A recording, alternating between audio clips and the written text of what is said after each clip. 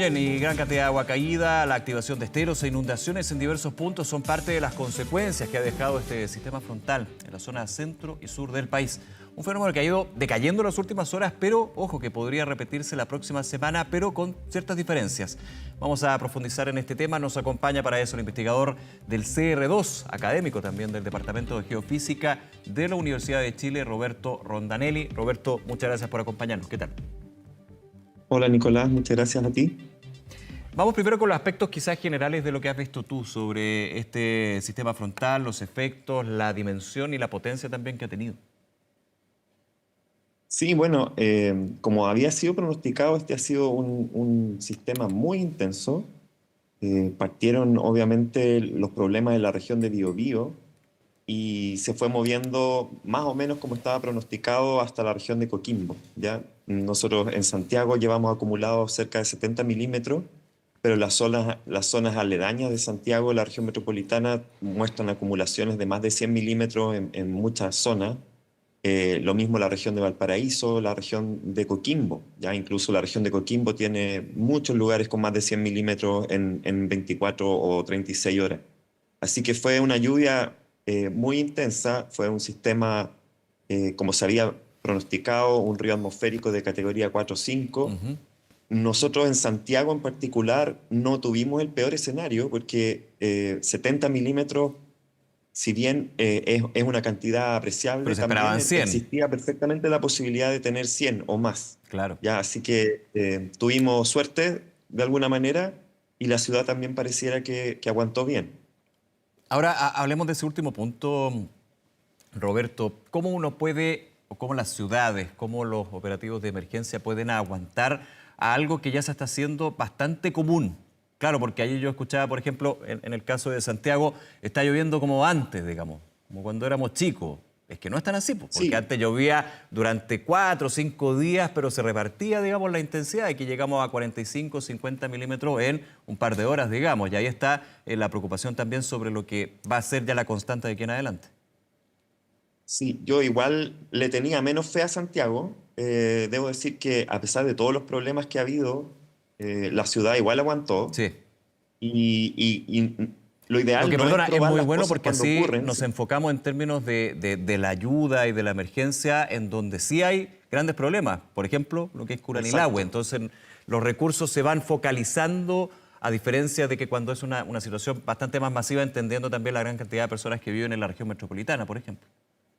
Claro, pero lo que tú dices es cierto, o sea, esta anticipación que tenemos que tener hacia eventos mucho más intensos tiene que seguir ocurriendo y tiene que ser estructural. O Mm. sea, yo sé que nosotros somos muy de la coyuntura y vivimos como en esta sociedad de la distracción en que básicamente la próxima semana quizás vamos a estar hablando de otra cosa, pero aquí hay que tomar medidas para evitar los impactos de futuros eventos, ¿ya? O sea, que este evento nos sirva de aprendizaje, porque este no es el peor evento posible tampoco, en Santiago ni en Biobío. ¿Ya? Nosotros hemos tenido eventos peores, por ejemplo, el año 2002, en junio, tuvimos prácticamente, tuvimos casi 200, más de 200 milímetros en Santiago en 3 días, ¿ya? Sí. Y ese fue un evento que de repetirse, así como tú dices, se va a repetir ¿Y Roberto? con más intensidad Y y hay con ese, esa misma lluvia o más en menos horas. claro, y déjame Y eso es sumar, por el cambio y climático. déjame sumarte algo. Hay escenarios peores cuando, por ejemplo, hay factores que en esta ocasión no hubo. Y uno en particular, la isoterma cero. La isoterma La estuvo isoterma dentro cero. de lo normal. No estuvo alta como sí sucedió el año pasado cuando veíamos que el flujo de los ríos, Mapocho, Canal Santa Marta, era aún más fuerte de lo que estamos viendo. Claro, había un caballero que reclamaba por el mercurio que los meteorólogos habíamos metido mucha jerga y que lo que él quería nomás era saber si iba a llover o no, ¿ya? Pero acá igual hay que explicar porque estos sistemas tienen muy distintos impactos dependiendo de cómo son y un asunto muy importante es la isoterma cero, la altura de la isoterma cero.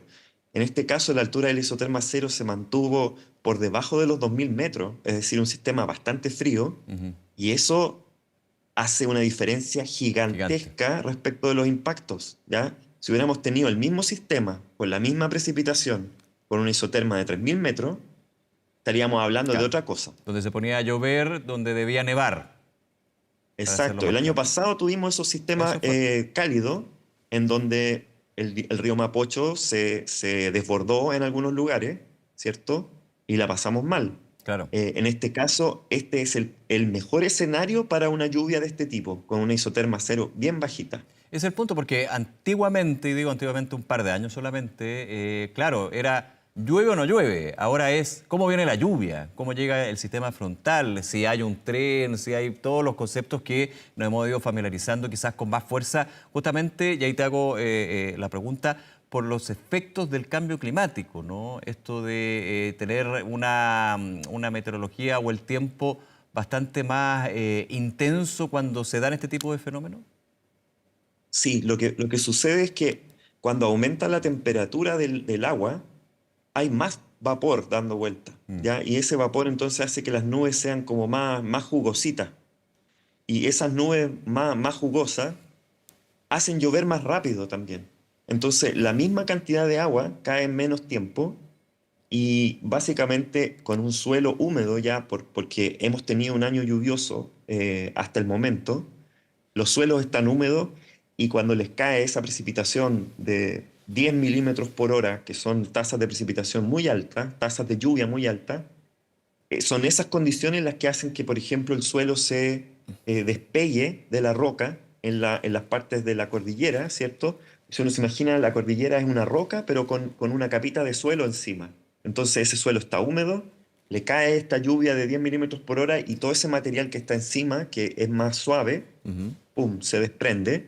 Y eso es muy peligroso porque obviamente esos son los aluviones, son los rodados, son los deslizamientos. Y todas esas cosas ocurren con más frecuencia cuanto mayor sea la temperatura a la que está Sí. lloviendo. Oye, otro punto importante, Roberto, tiene que ver con la superficie, con el suelo, como tú decías, pero yo estoy preguntando más bien te pregunto por el suelo debajo de los cerros, en la ladera de los cerros. Ha llovido muchísimo, especialmente en la zona sur del país, región del Biobío, y el suelo es como una esponja, va absorbiendo el agua, pero llega hasta un límite, pensando que se tiene pronosticado nuevos sistemas frontales, bastante más débiles, digamos, que el que vivimos durante esta semana, pero sí el problema es que hay suelos que ya están en su máxima capacidad, podríamos decir, de absorción, de tolerancia del agua.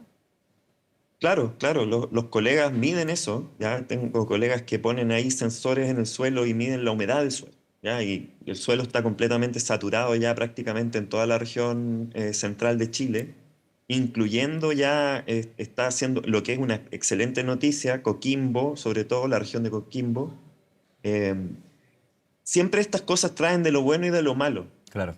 El año pasado nunca llovió al norte de la región de Valparaíso, prácticamente. ¿Ya? Entonces, todos los embalses de la región de Coquimbo estaban completamente agotados y ahora lo que vemos es que esos embalses se van a empezar a llenar. Y eso es una gran noticia para toda la gente que vive en la región de Coquimbo, ya que vive de la agricultura, pero no solamente, o sea, las grandes ciudades también se alimentan del agua que cae en cordillera.